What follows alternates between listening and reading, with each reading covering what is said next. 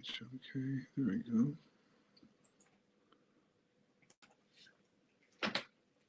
Why am I not showing up?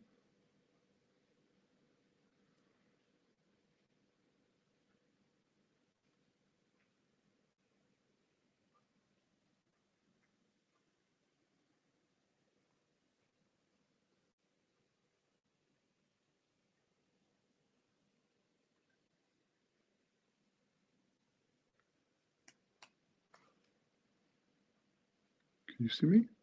I'm not in yet. I didn't go in because I'm waiting for you to be in.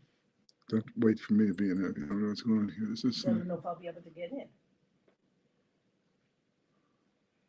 It doesn't let me get in anywhere. It's not like normal. Why am I not? No, but if you send me a link, it doesn't let me do anything. It's not letting me do anything either. I don't know what it's for. Why is it not letting me do this?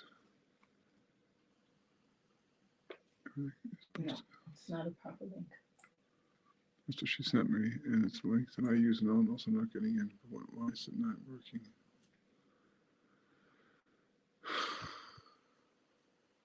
One more thing. I did that.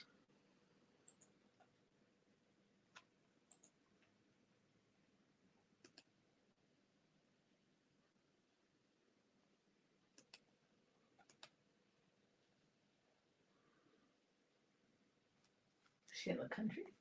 No. Her husband? I don't know. I can't do that. But don't even ask me a question now.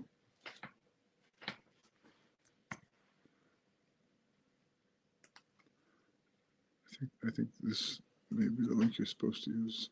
Mm-hmm. You can try this. See if this works. I'm not linking it, just sending a link. Why is this not working? What am I supposed to do? Can anyone? I can't tell if no one hears me or not. What? You have to go in. They might be seeing me right now, and you might be hearing you also. So just go in, but just enter that link and see if that link works. I don't know why it's not working. I have to work, see if it works for me too.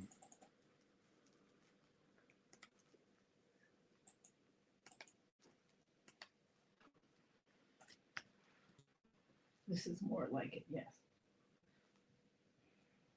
Can you see me? I'm going to go ahead and enter studio. It says Carl Winston. Yeah. Okay, you can see me now? Yep. Okay, sorry for the technical difficulties. I'm manning this on both sides of the screen, so to speak.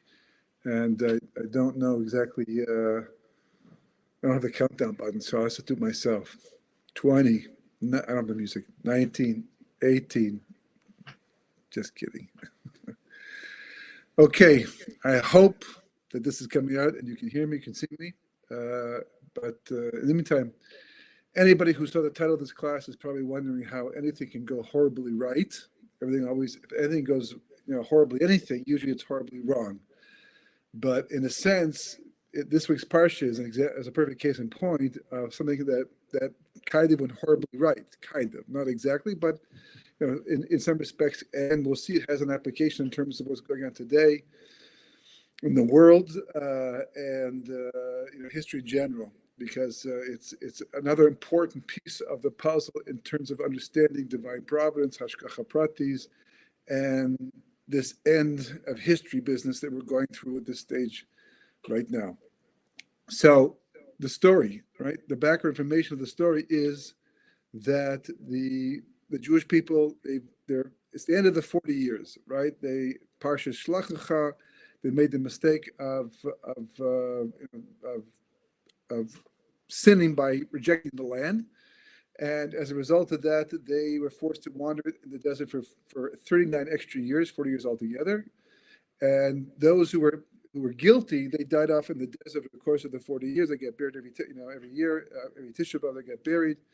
And finally, it ended after 40 years, and now they're perched, so to speak, at the edge of Eretz Yisrael, prepared to come in. They had in Parshas Chukas, they fought Sichon and Og, the defense system that they had against the Jewish people coming in, because the Canaanites were expecting the Jewish people. They knew what was happening, and they got defeated. And now they're about to come in, and we spoke last week about Balak and Bilam and how they tried to stop the Jewish people from coming in by cursing the Jewish people, and how they did the 42 sacrifices. And now those 42 sacrifices was the schus for Rus, and explaining why the connection. If Balak, king of Moab, was bringing sacrifices to try to undo the Jewish people, to try to stop them, then why would that be the reward for Rus? And I explained that, we talked about that, and it's an important point to know, to remember, because it is all part of Jewish history.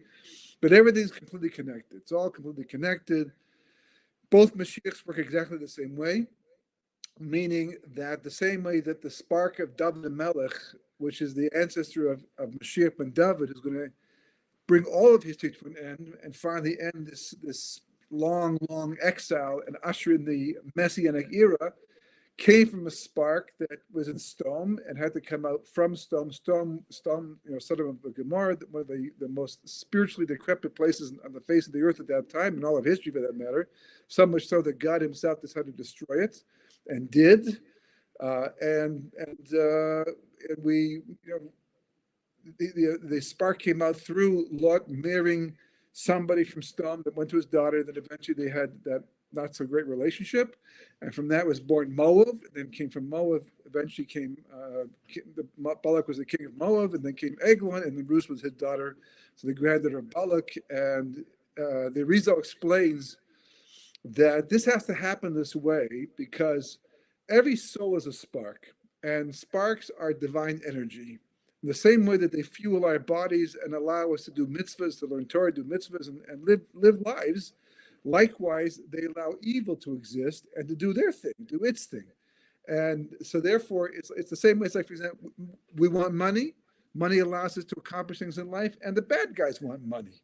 So we're all fighting for the same money. We want the money, and we're prepared to work for it. We're prepared to do it the honest way, hopefully, right? But the bad guys are always looking for ways to try to get it the cheating way, stealing, and God forbid, even murder sometimes. But they're after the same money. It's not like there's two monies in the world where you have money that's good money and bad money. The same way, for example, gasoline. You don't have good gasoline and bad gasoline. Two people can be filling up from the exact same pump, two different houses, and one guy is on his way to deliver food to the poor, and one guy is on his way to rob a bank. They're both doing, their thing. One's doing good, one's doing bad, but they use the exact same gasoline because gasoline fuels the car, whether it's for good or for evil. So likewise, sparks also. The catch, of course, is holy sparks. Gasoline is just gasoline, it's neutral. But although that's not entirely true, because the energy that the gasoline provides comes from holy sparks, because all the energy in creation has to do with holy sparks. The medium by which that energy is delivered might vary from thing to thing. Like food also provides the sparks to keep our souls going, attached to our bodies, and keep us living, accomplish things. So these sparks basically are, what the evil side wants, because they benefit, they get stronger, right? In order to pull off a Holocaust, the evil required a lot of sparks. In order to be able to do such a terrible, not just evil rises up and does what it wants. Everything requires energy. The Nazis, required tons of energy to do what they did. And there's only one source of it. That's divine sparks. It's abuse. It's a sin, but that can happen. That can happen. And that's, a person pays the price for using sparks the wrong way. Just like, for example, temple property. A person can take temple property and use it for personal purposes and get away with it temporarily until, of course, it turns out that they have to pay a special fine, and they're chayiv me'ila, which means that for misappropriation of temple property. And it's a terrible avera, terrible sin, but they got use of it in the meantime. And this goes on all through life. This duality is always part of everyday life. So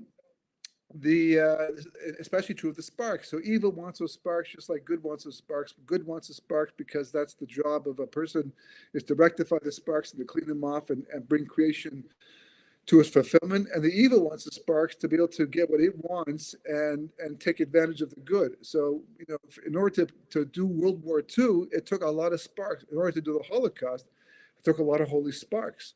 And in the end, those sparks get used up anyhow, and they have to be cleaned off. And the suffering that we go through often is one of the most common means to clean off the sparks. Tshuva is the other way, but unfortunately, people don't do as much tshuva as they suffer, seemingly.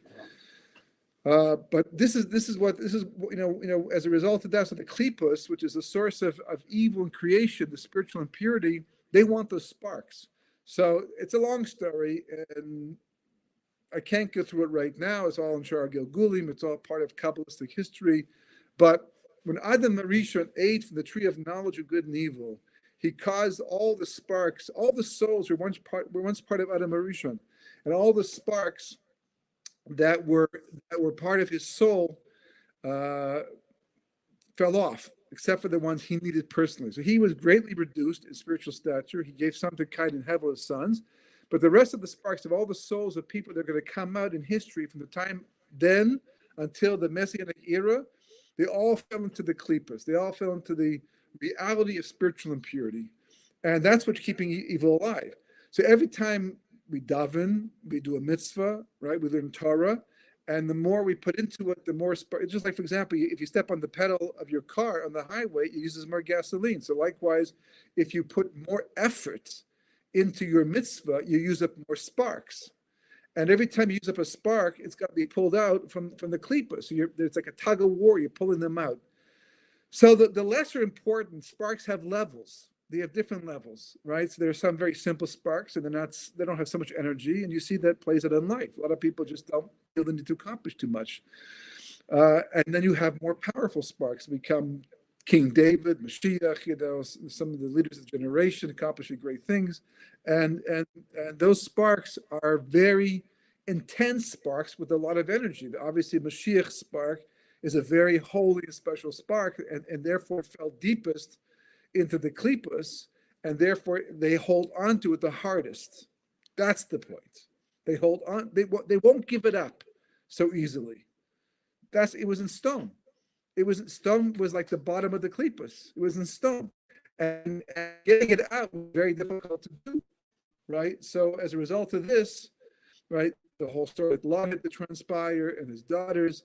It was all the fool of klipos, because as long as the klipos, the realm of evil, thinks that these sparks are being used for more evil, so then basically they won't interfere. On the contrary, they'll support it.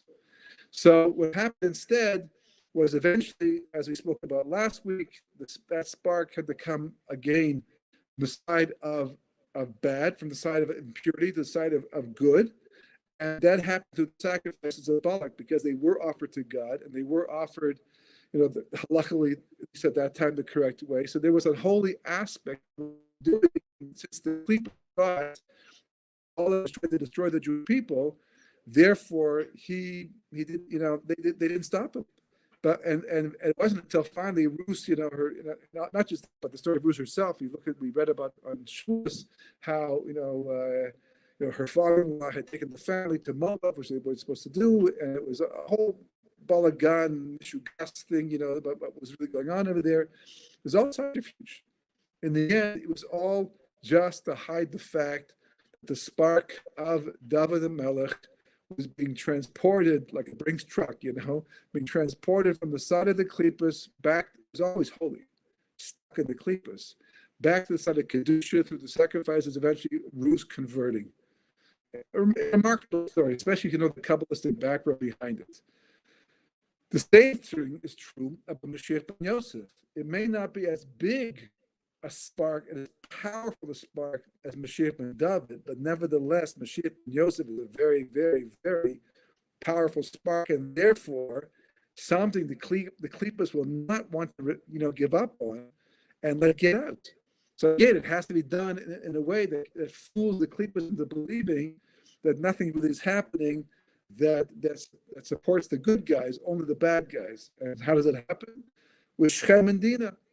The Arizal explains that the whole episode of Shechem and Dinah, when Shechem rapes Dinah, right, and impregnates her with Asnas, right, who becomes a tzedekis, who goes down to Mitzrayim eventually. That's a long story too.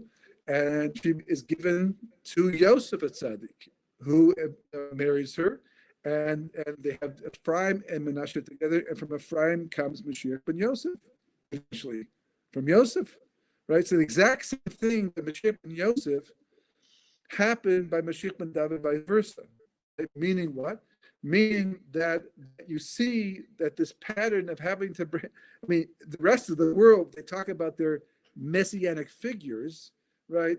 They've got to do it so immaculately that they even take men out of the picture because it's got to be so pristine and perfect. Not the Jewish people. It's just the opposite, because the reality is that any real Mashiach is not going to be able to get out of the klipa so quickly, so easily. It has to be done in a way that, by the Rizal, he calls it mimach tachbolus, which means there's a certain amount of trickery involved. And that's what this is all about. And that's how these sparks come out. And that's what Balak and Bilam are trying to do, right? And they go so far as to try to bribe God to allow Bilam to curse the Jewish people. Of course, it doesn't work, and God warns him, tells him, and so many details. This whole story, there's so much going on in this parsha. It really is, just like Parshas Bereshis, really requires a lot more than just 1 week. This parsha too, Parshas Balak, and the whole story. Because don't forget, Bilam, he's supposed to be the Gentile counterpart to Moshe Rabbeinu, which raises all kinds of questions because he's an evil person. But the truth is that the base lamed of Bilam comes from the base lamed of Hevel. This is the Rizal speaking, right? The base and the hay of Hevel went to Moshe Rabbeinu. So Moshe got the hay, which was rectified. The base lamed wasn't rectified, but they come from the same source. There's a lot of connections between Moshe Rabbeinu and Bilam. It's not so simple. Bilam talks about knowing Das Elyon, and that's extremely high level in the spheres. He's rooted in the pre-creation sphere called Bela ben Beor, like Bilam Bela, right? I'm not going to explain that right now, but it's just to give you some background to understand. There's a lot going on in this story. That's just this, the Torah portrays it in a very simplistic way, and we tend to perceive it in a way that we're used to. But that's not the way, you're supposed to think about it. You're supposed to get outside yourself and think outside the box and think outside yourself. The same way, for example, that, there's a story in the Gemara that Rav Ashi, who was the author of the Gemara, was giving a shir of Jewish history, the kings of the past, and he referred to Menashe as a colleague, kind of tongue-in-cheek, because Menashe was, for 22 years, was an evil king. He did tshuva towards the end of his life and kind of made amends, but for a long time he turned the country to Avodah Zarah after his father Chizkiah brought them back to Torah, and he was a bad guy. He was bad news for the Jewish people. Anyhow, got very much into idol worship. So when Rav Ashi spoke about him, he spoke about him in a disparaging way because look what he did, and we read it through Tanakh and we see what it's not anything that's in any positive light. I mean, Chizkiah tried not to have children in order to avoid giving birth to him because he saw through Ruach HaKodesh he was going to. Yeshai told him this doesn't work like that. You can't second guess God and just do the mitzvah of having children. And of course, Menashe was born and became the evil king that Chizkiah saw he was going to be. And so Rav Ashi ended off his shir because I guess he ran out of time and said, tomorrow we'll speak about our colleague Menashe. And that night, Menashe came to Rav Ashi in a dream, the Gemara says. Rav Ashi's writing this in the Gemara, right? And he says that Menashe challenged him halachically, and Rav Ashi, he couldn't pass the test. He failed the test, and Menashe knew the answer. He was a big Talmid Chacham, apparently. He knew a lot of halacha, like Doeg and Achitofel were big Talmid Chachamim, but they had big problems too. But they knew a lot of Torah, right? And so Rav Ashi, surprised, said to Menashe, so if you know so much and you are in such a high madrega, how could you be involved in idol worship to such an extent? And Menashe drops a bomb. He drops the bomb. He says, let me tell you something. If you had lived in my time, you would have picked up the hem of your tunic, because in those days they wore those long, things, right? And run ahead of me to worship idols. What? What do you mean? How could you say that? I'm Rav Ashi. I'm the author of the Gemara. I'm a tzaddik. He didn't say he was a tzaddik, but he definitely was a tzaddik. Because what was Rav Ashi saying? Rav Ashi was saying, I wouldn't do that. Look, I don't do it today, and I wouldn't. So if I wouldn't do it today, why should I assume that I would have done it back then?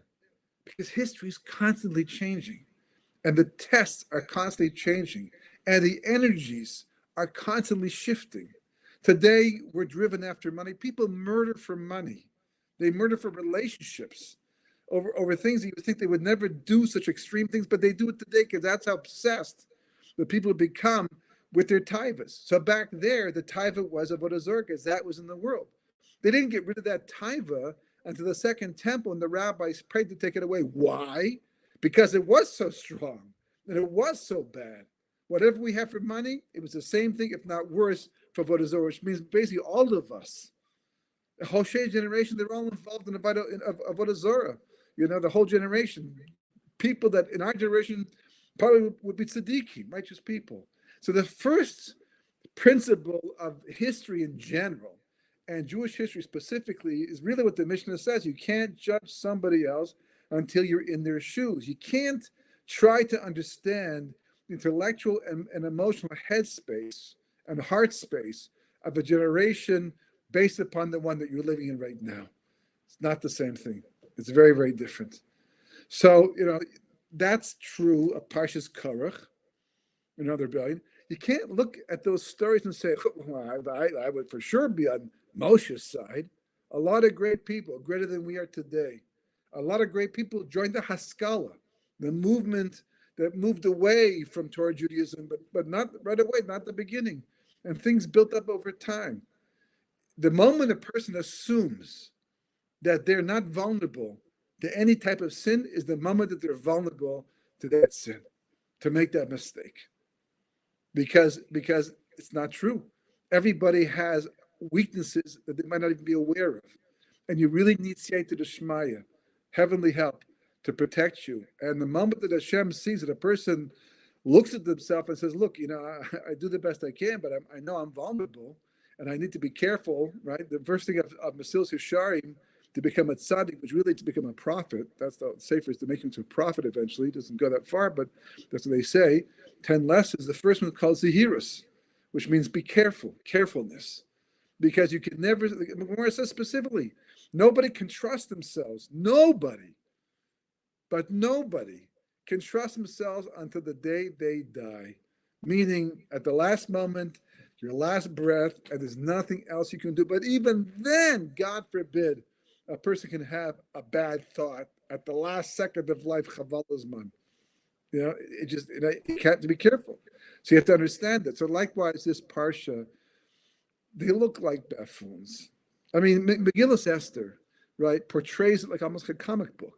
I mean, it's like, it feels funny, feels like it's like a big, joke, but that's not the way it was for Mordechai and Esther. It was a very scary period of time. It required a lot of spiritual fortitude to be able to put up with Haman and turn the situation around. You can feel some of it from Mordechai and some from Esther, what's going on, sackcloth and ashes. They were concerned, very concerned about the Jewish people, because even if they survived it, millions of Jews might not have survived it. So you just have to get outside of your moment, outside of your box, outside of your life, if you want to understand what was going on in the past, and specifically with this week's Parsha. So Balak goes ahead and he offers these sacrifices, and he tries to convince Hashem by bribing him, not like just a straight up bribe, but to change. It's not even so much a bribe. I mean, the Gemara says it was more than that. The Gemara says that there's one moment a day, a very fast moment in the course of a day, where God judges the world and allows his anger, so to speak, because he doesn't get angry, but he acts as if he's angry, because God doesn't have emotions like we have. He knows everything anyhow. So there's no surprise. We get angry because we get surprised by things.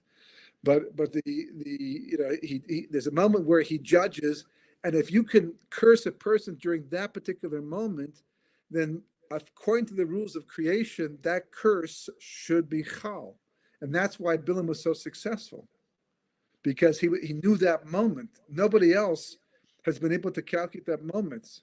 There's certain signs that you can use to try to find that moment. The Gemara says, I think Rav Yochanan was the one who tried to do it, and to curse, someone in his neighborhood who was a very bad person, and he fell asleep.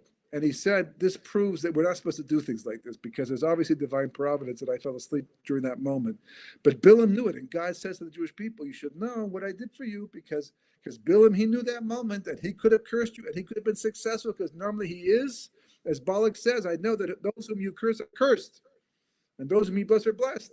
He said that, right? So it could have worked, but I suspended the rules. Just like in Mitzrayim, I broke the rules there too, that normally function as part of the natural world, and likewise Bilam too as well. So, there was method to their madness for sure, right? And it could have been easily successful, but Hashem saved the day, thank God, giving us a brief preview of how he even does things for us that we're not even aware of. He's even looking out for us and protecting us from things that we might not even be aware of at all or find out too much later on in history. But after having done all of this, right, it's like it is kind of funny, Bilam goes up and there's Balak. I've done what you told me to do. Let's get this thing on the road. Let's move ahead. And Balak goes to speak, and a bracha comes out of his mouth instead. And Bilam goes to speak, and a bracha comes out of his mouth instead. And Balak goes, "What? What are you doing over here?" He's like, "Well, I told you, God said, okay, let's try a different place because maybe the energy is different there. Maybe the moment will shift and whatever. Let's try something else." I'm very desperate. Desperate times call for desperate measures, even for the bad guys. And they try again, right, with a different location, and they bring into picture, because don't forget that Nineveh, right, was a city, not yet, in the future, that was a Gentile city that did shuvah. It was saved because God says it's a great city. It's a great city. I'm going to destroy this. There's no Torah.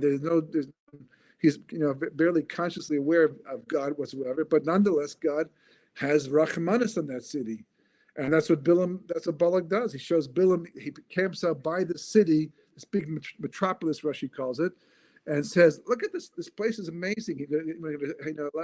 Allow the Jewish people to destroy it? No. So maybe God also won't allow the Jewish people to destroy it." And again, a bracha comes out of Bilam's mouth, and happens a third time. And finally, Balak goes like, don't curse him and don't bless him.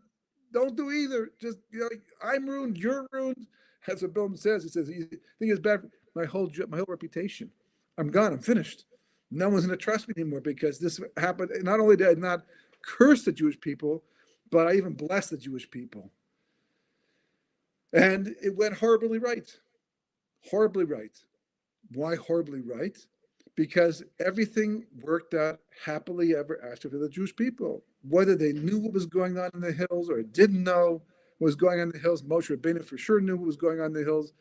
Doesn't make a difference. Akash Baruch Hu took care of it all. He undid Bilam. He stopped him from cursing us. A blessing came out instead, and we get all this fantastic blessing. Matu v'lecha Yaakov. We say it every morning going to the base medrash because to remind us how Bilam wanted to curse us by undoing our connection to the base medrash and the base Knesset. And we have to counteract that by going there and being there and thanking Kosh Baruch Hu for the opportunity to be in shul and to learn the base medrash. It's right there, not to feel us, right? But the only problem is that led to something else. And the Torah kind of downplays it a bit, doesn't really make a big deal out of it in terms of Bilam's involvement. Because as far as we know, as far as we're concerned, Bilam goes home. He's done. He's finished. He says to Balak, Balak says, "I'm out of here. You get out of here." And Bilam says, "I'm going. I'm going back to Midian because I'm disgraced, and I've been made a fool of, and he goes. And then all of a sudden, out of nowhere, Pitom, this episode happens right into the parsha where it says that the Jewish people happen to be a place called Shittim, which is Shittim, but it's the word Shtus. The Gemara says that it's called Shittim because they did Shtus over there. What was the Shtus that they did? 176,000 Jews got involved in idol worship. 24,000 from one tribe alone, the tribe of Shimon, got involved with the daughters of Midian and had illicit relationships.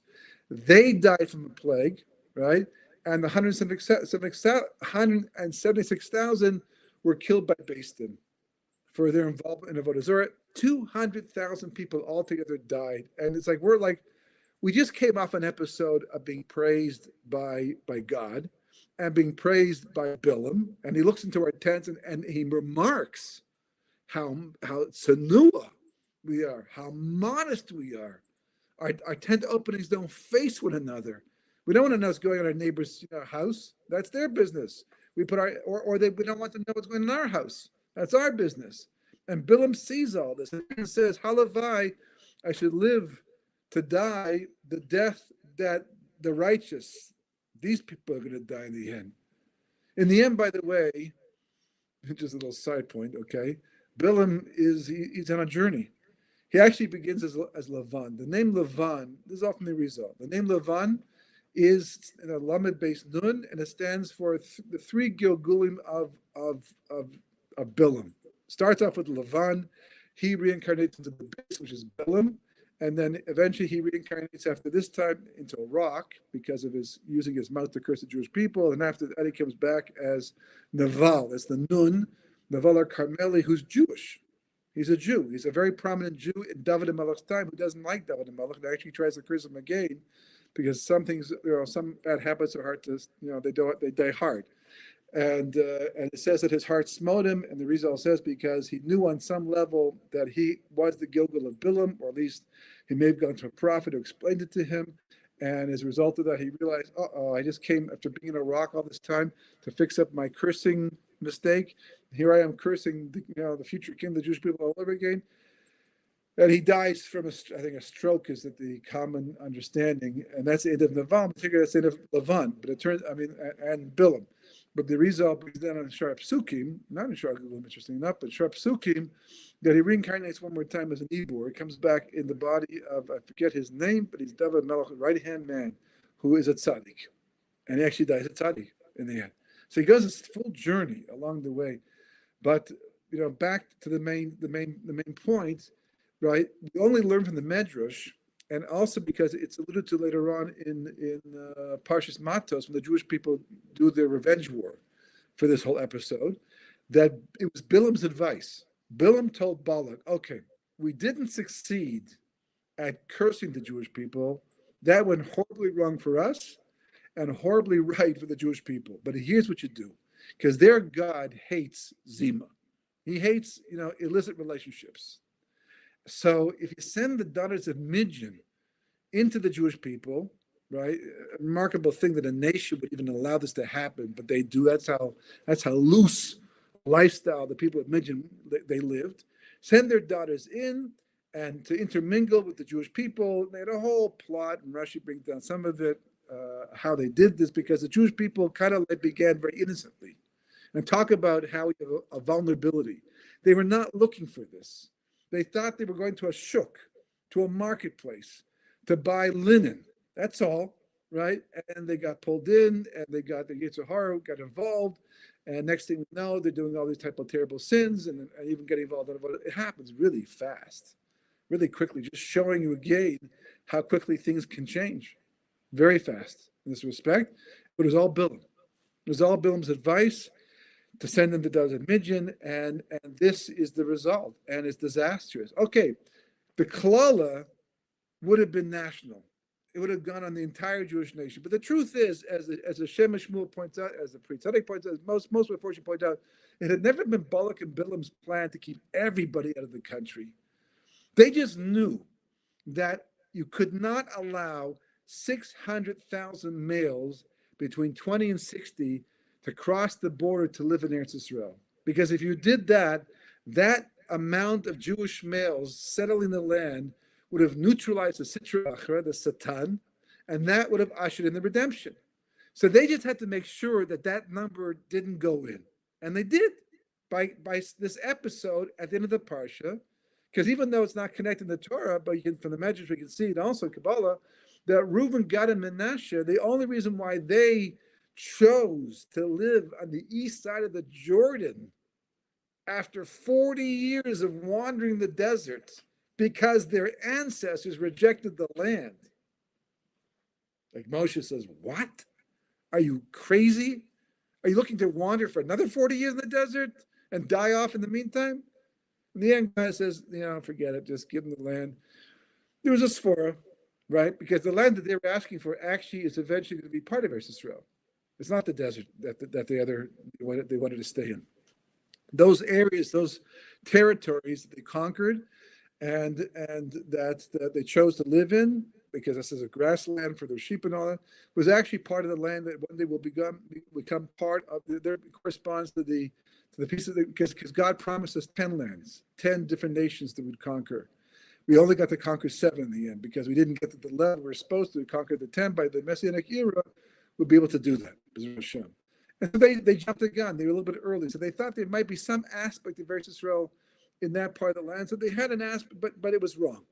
And as a result of that, here we are, over 3,000 years, still in exile, still fighting off anti-Semitism, having gone through a Holocaust and all because of that episode back then at this time. And once again, watching our fellow Jews choosing to stay in the diaspora as the situation becomes worse because they're willing to bet that anti-Semitism is the anomaly and that the civility that they've enjoyed until now is the norm. When Europe showed us otherwise, and quite frankly, the Medrash tells us specifically, halachi, esav sonas Yaakov, which means that anti-Semitism, that's the norm. When we're not being pestered and worse, it's because Hashem is doing a miracle and holding back anti-Semitism, holding it back. The moment he takes his hand away, boom, it comes right back in the picture again. And people, they don't understand that. They haven't taught that. It's not a reality for them. And it's endangering them at this point because they're leaving themselves vulnerable to another European situation that happened back in the past. But it all began in this week's Parsha, at the end of the Parsha, thanks to Bilam. So it's true, even though that what happened at the beginning, and yay, we celebrate that God stopped them, and God says, yes, don't ever forget how I turned the curses of Bilam into a bracha instead and saved your skins. Yeah, but it wasn't for free, because of that advice, because of what happened, that led to Bilam's advice of Bnei Midian, which kept the Jewish people of the country, and here we are, thousands of years of exile, and millions of Jews have died since because of all of that in the end.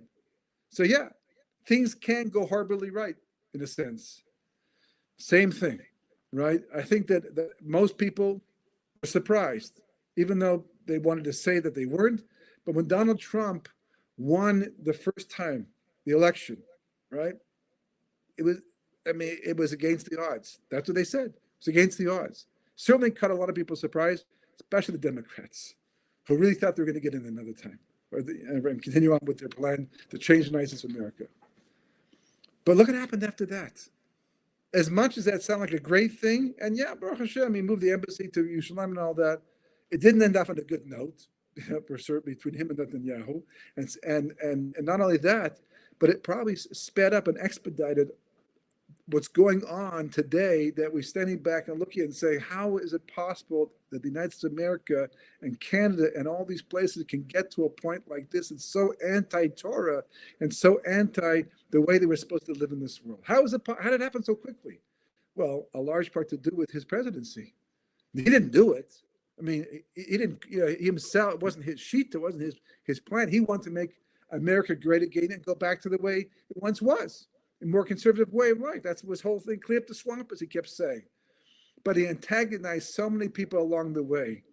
And he got in the way of so many people and their plans that they steamrolled right over him and found other means, other ways, to subvert American society and do this thing. And now on the brink of another situation, amazingly, I got this one small comment that I didn't really see what happened, and I just heard about it. But someone sent me a clip from Fox News where they're interviewing I think it's a Mossad agent or somebody from the Israeli security forces who understands assassination attempts, things like that, and they're interviewing him and talking about what happened, how the whole thing played out, and were there lapses in security, things like that. But it was, for the 2 minutes that I was watching, which is such hashgacha pratis, the amazing thing, and this is why it was actually forwarded to me because of this, that this probably very secular Jew who works in the government in a department that does nothing to do with God or wants nothing to do with God and religion. If anything, probably they look at the religious world as being an obstacle to security and the goals of the country.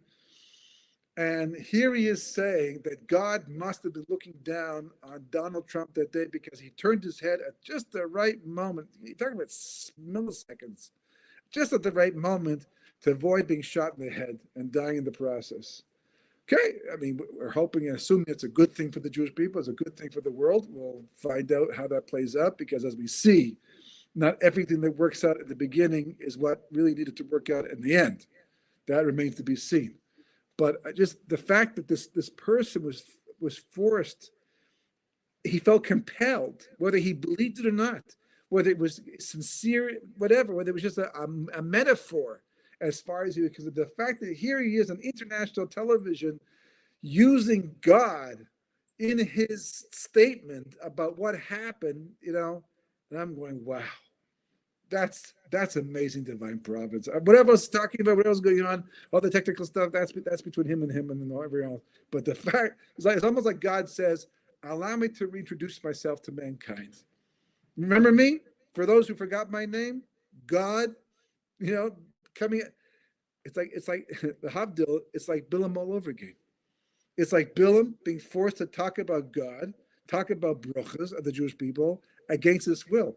And this person who probably, I assume, I can't say for sure, but I assume usually from that department, people come, that it's not his way of life, it's not his way of talking. Like Moshe Dayan, when they said that God made it successful in the 67 war, I mean, the world said that. Moshe, don't mention God. We don't need God. The Constitution doesn't say God. No one said Sur. That was the compromise. But don't mention God, right? It's the IDF. So God said, okay, so don't mention me. Here's the 73 war. How do you feel now? IDF, good enough, right? No, wasn't enough. Okay, so maybe put God back in the picture once again. So again, his mouth speaks in Parshas Balak. That's the best part. Right, this week's Parsha. The situation compels him to mention God on television as an Israeli, secular Israeli. Absolutely remarkable. I mean, it's almost a God saying, hi, here I am. Part of history, running the show, as always, right? Don't forget about me. Just because you can't see me all the time doesn't mean I'm not there, running the whole entire show. It's all, because even if things work out horribly right, they ultimately have to work out completely right. Because God is only concerned about one thing and one thing only every single moment of human history. Every single moment. There's never a deviation. There's never, I didn't think of that one. Didn't see that coming. No, by God, none of it. No matter what is going on, the good or the bad, the up and the down, the right and the left, doesn't make a difference. All of it somehow has to fit in to Tikkun Olam. Has to fit into the master plan. This is not something that just happened to evolve in our generation.